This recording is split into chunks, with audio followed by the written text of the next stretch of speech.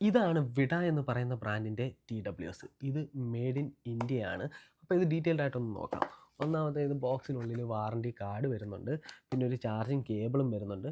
പിന്നെ ഇതാണ് നമ്മുടെ ആ ഒരു TWS മാറ്റ് ഫിനിഷിലൊക്കെയാണ് വന്നിട്ടുള്ളത്. ഉള്ളിൽ സ്കൈ ബ്ലൂ ആൻഡ് ബ്ലാക്ക് ആണ്. അപ്പോൾ ഇതിൻ്റെ ഫീച്ചേഴ്സ് എന്തൊക്കെയാണെന്ന് നോക്കാം.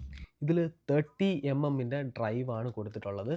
പ്രത്യേകിച്ച് എനിക്കിത് ഇഷ്ടപ്പെടാനുള്ളൊരു കാര്യം, ഇതിങ്ങനെ വെച്ച് കഴിഞ്ഞാൽ വെച്ചെടുത്ത് തന്നെ അങ്ങ് ഇരിക്കും, എങ്ങോട്ടും പോകത്തില്ല.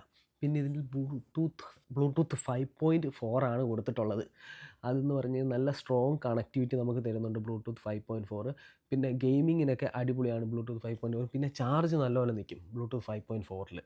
പിന്നെ ഉള്ളതെന്ന് പറഞ്ഞു കഴിഞ്ഞാൽ നല്ലൊരു ഗെയിമിംഗ് സ്പെഷ്യൽ മോഡ് കൊടുത്തിട്ടുണ്ട്. പിന്നെ ടച്ച് കൺട്രോള്, ഡുവൽ സ്പീക്കർ വരുന്നുണ്ട്. നല്ല സൗണ്ട് ക്വാളിറ്റിയാണ്, ബാസൊന്നുമില്ല, നല്ലൊരു സൗണ്ട് ക്വാളിറ്റി നമുക്ക് കിട്ടുന്നുണ്ട്.